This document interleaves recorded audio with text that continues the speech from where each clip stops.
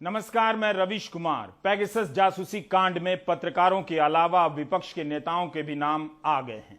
The wire ने रविवार के बाद आज एक और रिपोर्ट छापी जिसमें इसकी पुष्टि की गई है कि जासूसी के लिए 300 फोन नंबरों की एक संभावित सूची बनाई गई थी, जिसमें राहुल गांधी के भी 2 नंबर शामिल हैं। इस सूची में राहुल से जुड़े 9 और नंबर डाले गए थे, लेकिन राहुल ने नंबर बदल लिया।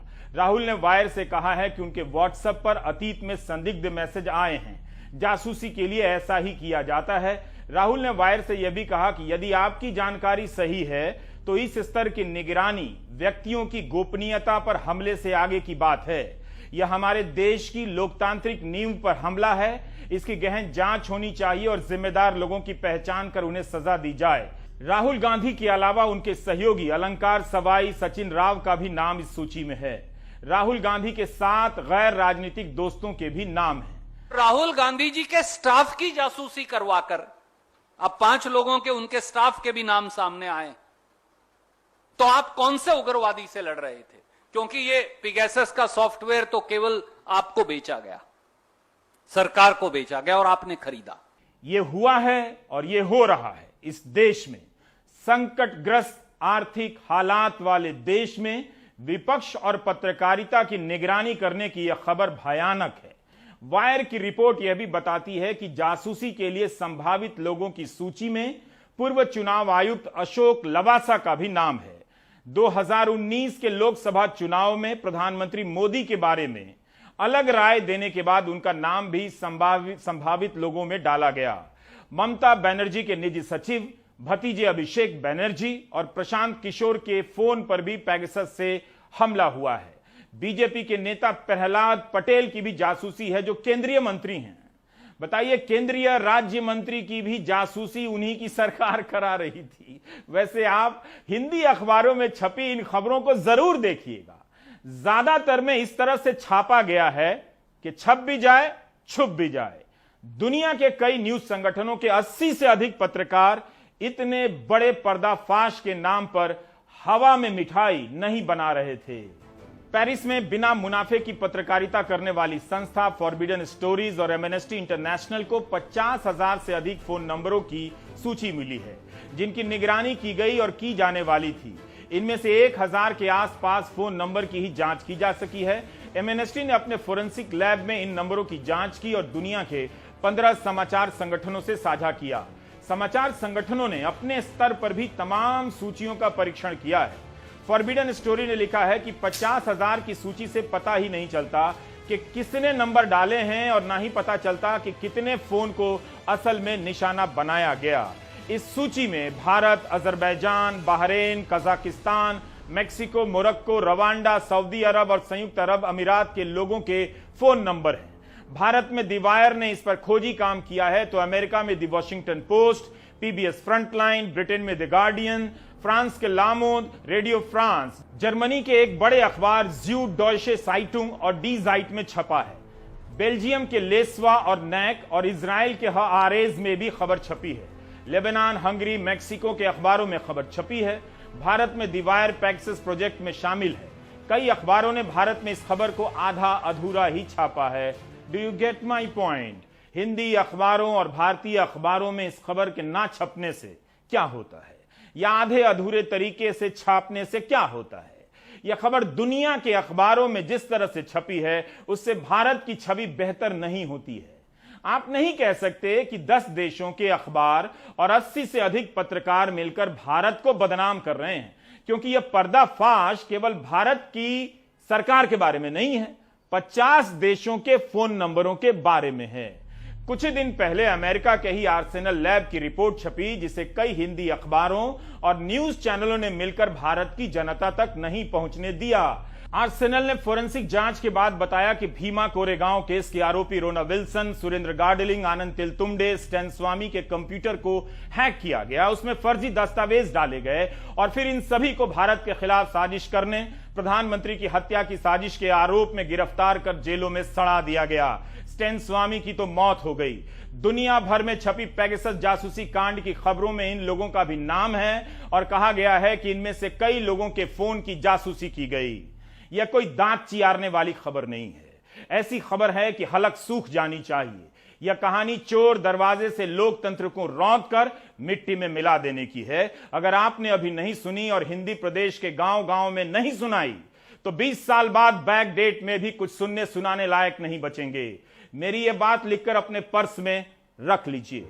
2018 में गांधी जयंती के दिन ही वॉशिंगटन पोस्ट के पत्रकार जमाल खशोगी की हत्या कर दी जाती है, इस्तांबुल में सऊदी अरब के दूतावास के भीतर। जमाल के फोन को इसी पेगासस के सॉफ्टवेयर की मदद से ट्रैक किया गया। पेगासस की कंपनी ने हमेशा इससे इनकार किया है, जबकि खशोगी, उनकी पत्नी और मंगेतर तीनों के फोन पर पेगासस से हमला हुआ। मंगेतर ने भी इस रिपोर्ट को लेकर आज ट्वीट किया है।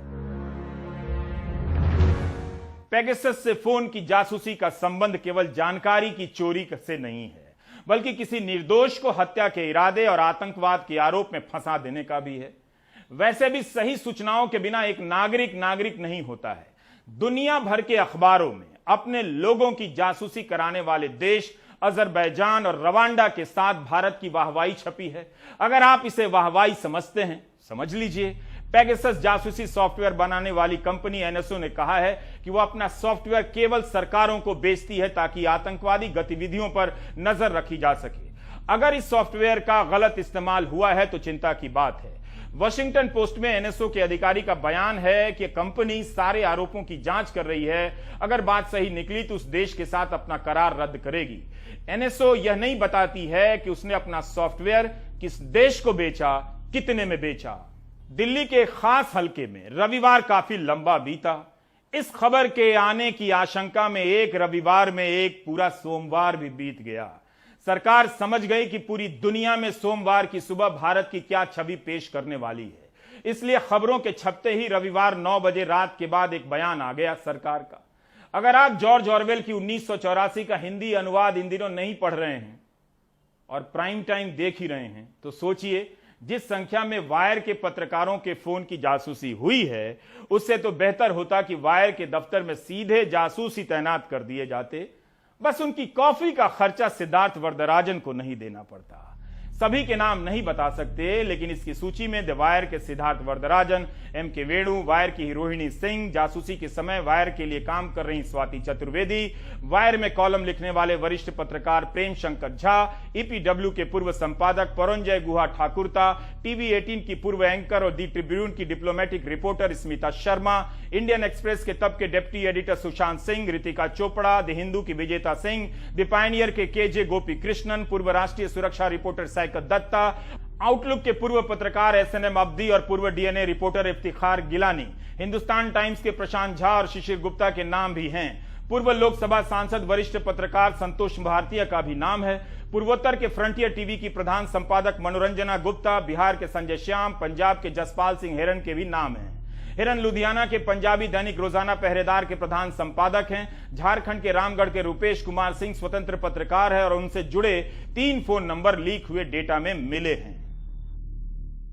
सरकार का एक ही लक्ष्य है, अपनी गंभीर विफलताओं को नॉर्मल बनाकर खारिज करना। Rising fuel prices are new normal, बेरोजगारी new normal, falling economy new normal, पत्रकारों पे मुकदमे न्यू नॉर्मल, और अब ऐसी सिचुएशन आ गई कि इन्वेजन ऑफ प्रिवेसी भी न्यू नॉर्मल बनाया जा रहा है। बेसिकली सरकार ये दिखाना चाहती है कि उसकी जितनी भी विफलताएं हैं वो बहुत ही सामान्य है, या इसके पीछे एक इंटरनेशनल कंस्पिरेसी, फॉरेन हैंड या विपक्ष की साजिश है। ये जो हैकिंग हुई है ये सिर्फ मेरे अकेले की बात नहीं, पर वो हर एक पत्रकार और एक्टिविस्ट की सुरक्षा की बात है। It also concerns the safety of our sources, जो बहुत बार हमारे सूत्र अपनी जान और नौकरी दोनों दावे पर रखकर हमें ऐसी खबर देते हैं जिसके बारे में हम घोटालों पे लिख सके। ये इनकी सेफ्टी का भी इशू है। निजता की जब बात होती है तो it doesn't concern only journalists या पॉलिटिशियंस या उद्योगपति। ये भारत के हर एक नागरिक का मौलिक अधिकार है और ये अधिकार हमें भारत का संविधान देता है। और जब उस संविधान के संरक्षक ही उस संविधान की धज्जियां उड़ाने लगते हैं तो जायज सी बात है कि इस पे चिंता होगी। सरकार को ये क्लैरिफाई करना चाहिए कि पेगासस का सॉफ्टवेयर इजराइल से खरीदा उन्होंने कि नहीं। अभी तक कोई क्लैरिटी नहीं आई है। There is no clear yes और नो कि हमने खरीदा है या हमने नहीं खरीदा है। और अगर खरीदा है और सरकार ने हैकिंग करी तो क्यों करी, इस पे भी सरकार को एक्सप्लेन करना चाहिए। हम सबकी हैकिंग क्यों करी? None of us are terrorist, हम जर्नलिस्ट हैं या एक्टिविस्ट हैं या ऑपोजिशन पॉलिटिशियंस, क्यों करी उनकी हैकिंग? और अगर नहीं करी तो किसने करी? क्योंकि it becomes an issue of national security that somebody is hacking into the phones of prominent people in your country. तो इस पे भी एक इंक्वायरी होनी चाहिए। एंड अगर सरकार इस पे इंक्वायरी नहीं करती है और इसको नॉर्मल बना के डिसमिस करने की कोशिश करती है, then I hope the courts take suo motu cognisance और शुड इंस्टीट्यूट एन इंक्वायरी। मेरा फोन पेगासस स्पाईवेयर की लिस्ट में मध्य 2018 से करीब आया और तब से लेकर जब अभी मेरा फोन इसी महीने चेक किया गया फॉरेंसिक के द्वारा, तो भी उसमें पेगासस के द्वारा एंट्री के एविडेंस पाया गया। और मेरा जो 2018 से लेकर अभी तक जिस तरह की पत्रकारिता मैंने की, जिस तरह की स्टोरीज मैंने की, वो मैं जब याद करता हूं तो इस तरह से हैं। 2018 में 3 बड़ी स्टोरीज थी जिनके लिए मुझे रामनाथ गोयनका अवार्ड भी मिला। उसमें एक तो रफाल की स्टोरी थी, रफाल हवाई जहाज की खरीद फरोख्त से जुड़ी कहानी थी। उसी से जुड़ी हुई कहानी थी जो कि सुप्रीम कोर्ट में उस वक्त चल रहा था।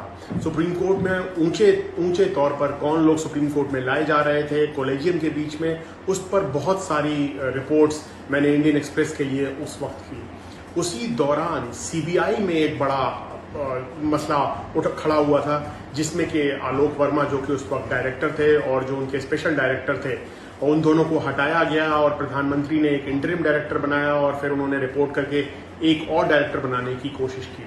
ये 3 बड़ी कहानियां थी जो कि सीधे सीधे सरकार के बारे में थी, सरकार से रिलेटेड थी, जो 2018 में मैंने की। 2019 में पुलवामा में टेरर स्ट्राइक और उसके बाद बालाकोट में एयर स्ट्राइक, ये 2 बड़ी कहानियां 2019 के शुरुआत में हुई और उसके बाद में येल में पढ़ाने के लिए चला गया। 2020 में जैसा कि सबको पता है जो अभी तक चल रहा है, लद्दाख में चीनी सेना भारतीय जमीन पर आई और उस पर कब्जा करके बैठी और इस बारे में बहुत सारी जानकारियां, बहुत सारी रिपोर्ट्स मैंने उस वक्त इंडियन एक्सप्रेस में की। इंडियन एक्सप्रेस को छोड़ने के पश्चात मैंने विदेशी मैगजीन्स में, जर्नल्स में और भारतीय पोर्टल्स पर और भारतीय अखबारों में और मैगजीन्स में कई इस तरह की कहानियां लिखी जो कि सरकार से सवाल पूछती हैं। सबसे बड़ी समझने वाली बात यह है कि इस तरह के सॉफ्टवेयर से, इस तरह के स्पाईवेयर से एक तरफ तो जो मेरे सोर्सेज हैं, जिन लोगों ने मुझे खबरें दी, जिन लोगों ने मुझे ब्रीफ किया, उनको खतरा होता है, पर उससे ज्यादा खतरा जो जर्नलिस्ट के बीच में, पत्रकारों के बीच में जिस तरह भय फैलता है, उससे जो असर भारतीय लोकतंत्र पे पड़ेगा और जो भारतीय लोकतंत्र को और कमजोर करता है, वह सबसे खतरे की बात है। भारत में यह खबर सबसे पहले 31 अक्टूबर 2019 के दिन दस्तक देती है जब इंडियन एक्सप्रेस की सीमा चिश्ती की रिपोर्ट छपी। सीमा अब वहां से इस्तीफा दे चुकी हैं। हुआ यूं था कि व्हाट्सएप कंपनी ने अमेरिका के शहर कैलिफोर्निया में इजराइल की कंपनी एनएसओ पर मुकदमा किया कि इसने अमेरिका और कैलिफोर्निया के कानून को तोड़ा है, क्योंकि व्हाट्सएप अपने ग्राहकों को गारंटी देता है कि उनके फोन को कोई रिकॉर्ड नहीं कर सकता है। तब व्हाट्सएप ने उन सभी उपभोक्ताओं को खुद से बताया कि आपका फोन हैक हुआ है। सीमा चिश्ती ने भारत सरकार के गृह सचिव और टेलीकॉम सचिव से तब जवाब मांगा था, कोई जवाब नहीं मिला। खबर छपने के बाद भारत के पूर्व दूरसंचार मंत्री रविशंकर प्रसाद ने कहा था कि सरकार ने व्हाट्सएप से जवाब मांगा है। 1 नवंबर 2019 को पहली स्टोरी पेगासस और भारत के संदर्भ में मैंने की थी इंडियन एक्सप्रेस के लिए, और उसमें व्हाट्सएप ने बिल्कुल स्पष्ट रूप से इस बात की पुष्टि की थी कि उसको जानकारी है कि दुनिया भर में 1400 एक्टिविस्ट, वकील और पत्रकारों पर पेगासस द्वारा सर्वेलेंस या जासूसी हो रही है, जिसमें से 121 लोग जो हैं वो भारतीय हैं। और उसने ये जानकारी भारत सरकार को दे दी थी।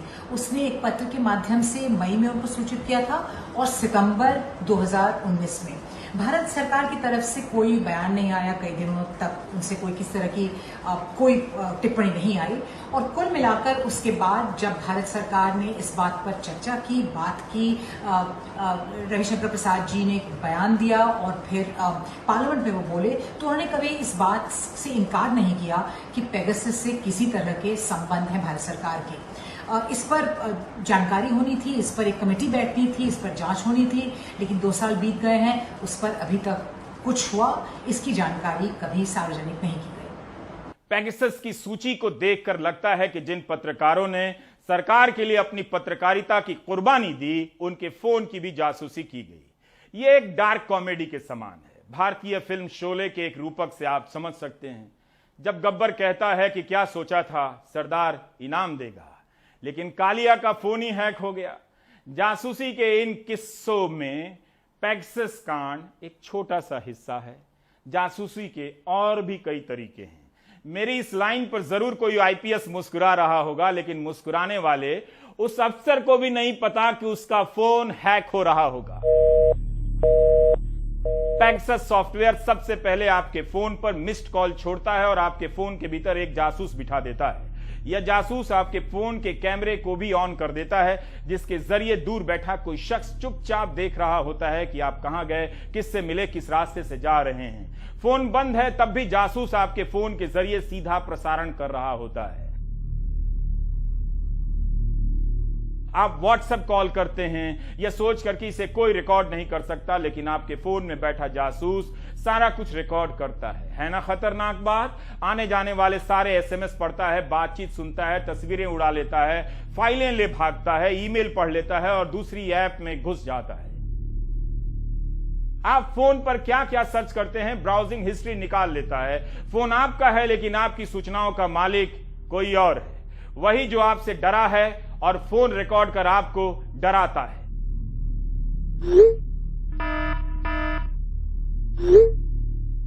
सोचिए, आपके साथ जहां जहां फोन है, हर निजी क्षण का वीडियो कोई और देख रहा है। आजकल अभूतपूर्व शब्द काफी चला है, इसलिए यह पर्दाफाश अभूतपूर्व है।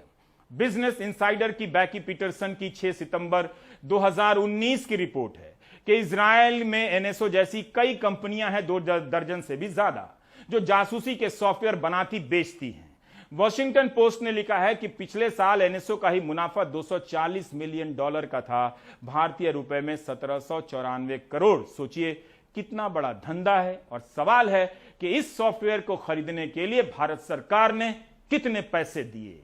अक्टूबर 2019 में इसे सबसे पहले कनाडा के सिटीजन लैब ने पकड़ा, जो यूनिवर्सिटी ऑफ टोरंटो का लैब है और व्हाट्सएप के साथ काम करता है। सितंबर 2018 में कनाडा की साइबर सिक्योरिटी ग्रुप ने कहा कि 45 देशों में 36 पेगासस ऑपरेटर का पता लगा है। इसी लैब ने आर्सेनल के साथ भी काम किया, जिसकी रिपोर्ट बताती है कि प्रोफेसर आनंद तेलतुंबडे, सुरेंद्र गाडलिंग, स्टैन स्वामी, रोना विल्सन के कंप्यूटर में जाली दस्तावेज डाले गए। इस बार की रिपोर्ट को भी सिटीजन लैब ने जांचा परखा। अब खेल देखिए, इस पूरे मामले पर प्रतिक्रिया दे रहे हैं भारत सरकार के नए आईटी मंत्री अश्विनी वैष्णव। लेकिन अब यह बात निकल कर आई है कि जिन लोगों की जासूसी की जानी थी, संभावित लोगों की, उस सूची में अश्विनी वैष्णव का भी नाम है। लेकिन ये नए मंत्री कह रहे हैं, जवाब दे रहे हैं, और वो भी एनएसओ एक कंपनी के बयान के आधार पर। कोई भी कंपनी अपने आप को बेदाग तो कहेगी ही। एक लाइन में ही मंत्री जी बता देते कि भारत सरकार ने पेगासस से सॉफ्टवेयर खरीदा है या नहीं। A highly sensational story was published by a web portal yesterday night. Many over-the-top allegations have been made around this story. Honorable Speaker, sir, the press reports have appeared a day before the monsoon session of the Parliament. This cannot be a coincidence, Honorable Speaker, sir. I highlight, sir, NSO has also said that the list of countries shown using Pegasus is incorrect. And many countries mentioned are not even our clients. It is evident, Honorable Chairman, sir, Speaker, sir, that NSO has also clearly rubbished the claims in the report. The publisher of the report states that it cannot say if the numbers in the published list were under surveillance. Second, the company whose technology was allegedly used has denied these claims outrightly, and the time-tested procedures of our country are well established to ensure that unauthorized surveillance cannot occur.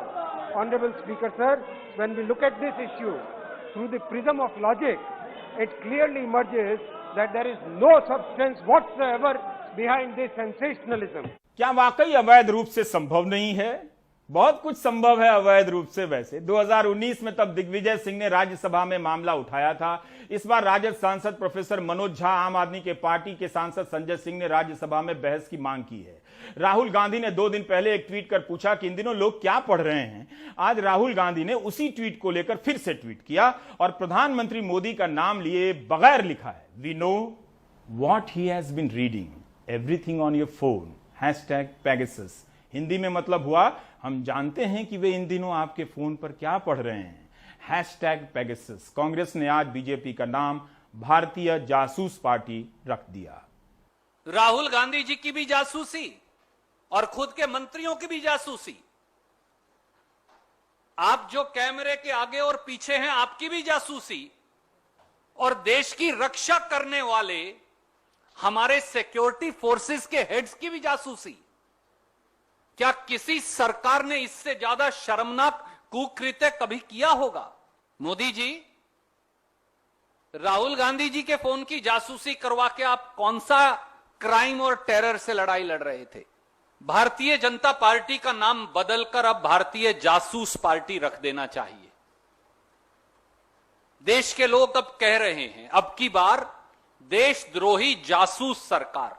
अगर यह देशद्रोह नहीं, अगर ये राष्ट्रीय सुरक्षा से खिलवाड़ नहीं तो क्या है? 2013 में खबरें छपी हैं कि हजारों लोगों का फोन टैप होता था, आरटीआई की क्वेरी भी है, बगिंग होती थी।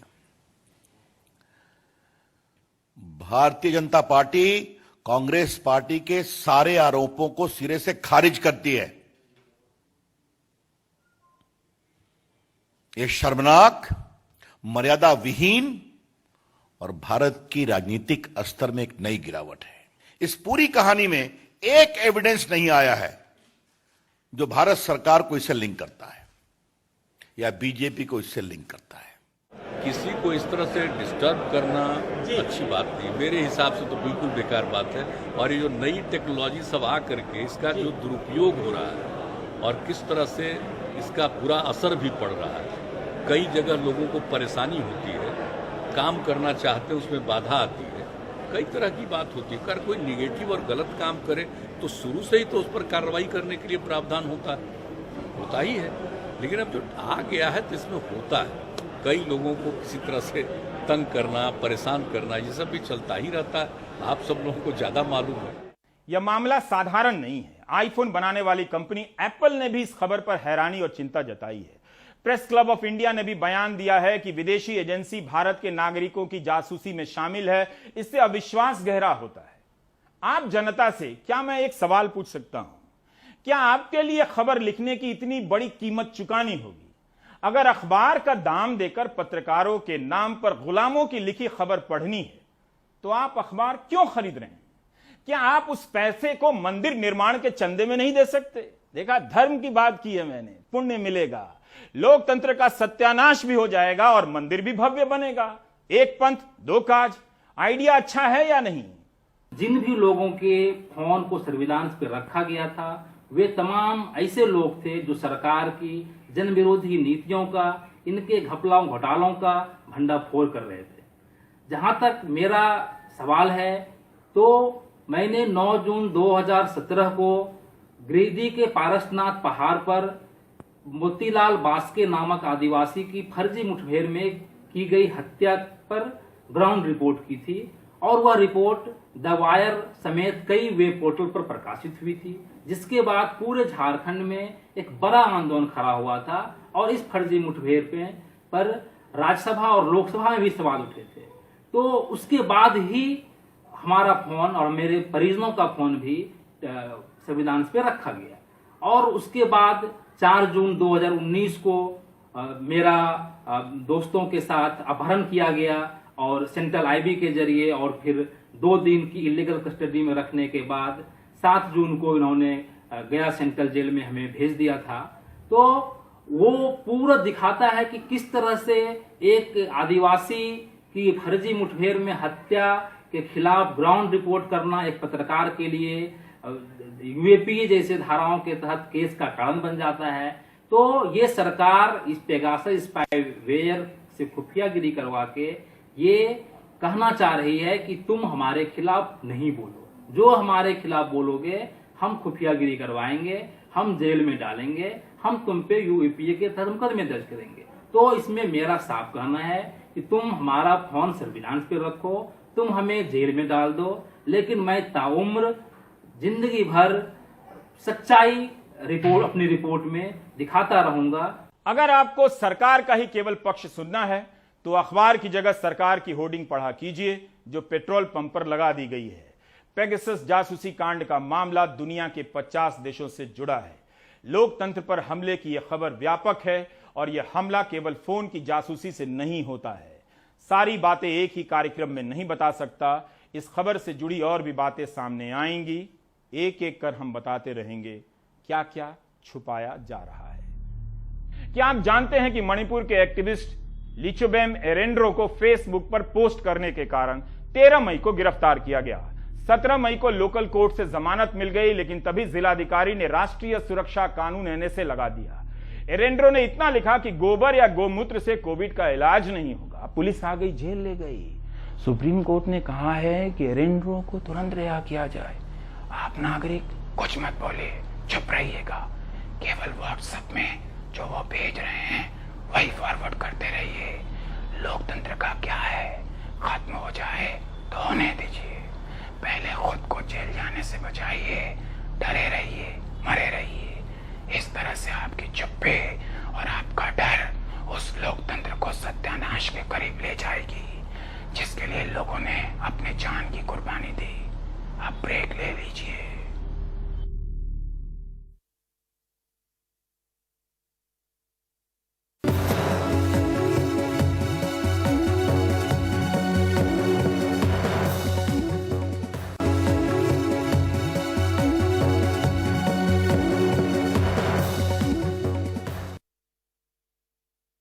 महाराष्ट्र दूसरी लहर के प्रकोप से पूरी तरह उबरने की कोशिश कर रहा है, लेकिन यहां का एक जिला ऐसा है जिसका बड़ा केस लोड नीचे खींच रहा है। यह जिला है कोल्हापुर। लेकिन अब राज्य का रोजाना 25% केस लोड और 18% मौतें रिपोर्ट कर रहा है। जिले में वैक्सीन की दोनों डोज ले चुके 1368 लोग और 5745 सिंगल डोज वाले लोग कोविड पॉजिटिव हुए हैं। अप्रैल में जब महाराष्ट्र दूसरी लहर के चरम पर था तब यहां के कोल्हापुर नाम के जिले में रोजाना 100 मामले भी नहीं आते थे। जिले में महज 758 एक्टिव मरीज थे, लेकिन जुलाई में महाराष्ट्र के कुल मामलों का लगभग 18% हिस्सा यहां देखने को मिल रहा है। बीते 2 दिनों में ही जिले में एक्टिव मामलों में 17% की बढ़ोतरी हुई है। राज्य की मृत्यु दर 2% है तो कोल्हापुर की 2.8%। वैक्सीन लेने के बाद भी कोरोना हो सकता है, फिर भी कोरोना वैक्सीन लेने के बाद जो कोरोना होता है उसमें मॉर्टेलिटी बहुत ही कम होती है। हमने देखा सेकंड डोज लेने के बाद एक भी डेथ आज तक ये नहीं हुआ है। डेथ होने का जो कारण है तो उसमें लोग ज़्यादा से ज़्यादा लोग हॉस्पिटल घर में ही कुछ तो दवा का लेते हैं और दवाखाने में देर से पहुंचते हैं और दवाखाने पहुंचते तक उनमें HRCT का स्कोर भी बढ़ जाता है और डिसीज की मॉर्बिडिटी भी बढ़ जाती है। बनारस में टीकाकरण की रफ्तार धीमी हो गई है। जिस रफ्तार से हो रही है उससे यही लगता है कि सभी बनारस वासियों को टीका लगने में 4 से 5 महीने का वक्त न लग जाए, क्योंकि वैक्सीन की आमद कम हो गई है। जहां पहले 150 के आसपास कोविड के बूथ चला करते थे, वहां अभी 40 बूथ ही चल रहे हैं। अजय सिंह ने बताया कि बनारस के पुराने मोहल्ले के घनी आबादी में बने इस बिरला चैरिटेबल हॉस्पिटल में हर दिन तकरीबन 250 से 300 लोगों को टीके लग रहे थे, लेकिन बीते 10 दिनों से टीके की आमद कम होने से यहां टीकाकरण बंद है।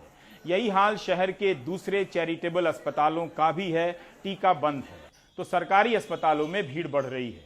बनारस में लगभग 150 बूथों में टीकाकरण का काम हो रहा था, लेकिन अब 40 बूथों पर ही टीकाकरण हो रहा है। मुख्य चिकित्सा अधिकारी कहते हैं कि हमें जैसे जैसे स्टॉक मिलता है हम उसके हिसाब से सेंटरों को घटाते हैं, बढ़ाते रहते हैं। सर अभी वैक्सीनेशन की सप्लाई नहीं आ रही है, जब सप्लाई आएगी तो चालू हो जाएगा वैक्सीनेशन। क्या तारीख से बंद हुआ वैक्सीनेशन? 9 जुलाई से। क्या कहा गया है? इसका अभी सप्लाई नहीं आ रही है, इसलिए यहाँ पे हमारे सेंटर पे इसलिए बंद है। कोई ऑफिशियली जानकारी इस तरह की नहीं आई हुई कि कब से चालू किया जाएगा, किस लिए बंद किया गया है। विगत 10 दिनों से वैक्सीन की शॉर्टेज होने के कारण अस्पताल में वैक्सीन नहीं आ रही है। उसके प्रति लगभग प्रतिदिन हम लोग के 600 वैक्सीन मिलती थी, लगती थी। हम लोगों ने प्रशासन से बात भी की कि भाई जो भी वैक्सीन आपके पास है तो थोड़ी थोड़ी दें, कम से कम क्षेत्रीय जनता को लाभ मिल जाए, वरना यही जनता दूर 2 किलोमीटर दूर आपके सरकारी अस्पतालों में जाएगी और वहाँ भी भीड़ बढ़ेगी। लेकिन जो भी व्यवस्था प्रशासन की हो, हम लोगों को वैक्सीन उपलब्ध नहीं हो पा रही। एक बार स्टॉक में नहीं रखे रहते हैं, ये टीके हमको लगातार मिलते रहते हैं। जैसे अभी हमारे 20,000 टीका हमको तुरंत ईडी ऑफिस से हमको मिला, और जो भी टीके होते हैं हमको 30,000, 40,000, 20,000 मिलते हैं। उससे हम लोग अपना काम चलाते रहते हैं। जब कभी वैक्सीन की कमी होती है तो उस जगह हम लोग 70 कम लगाते हैं। तो आप देख रहे थे प्राइम टाइम। नमस्कार।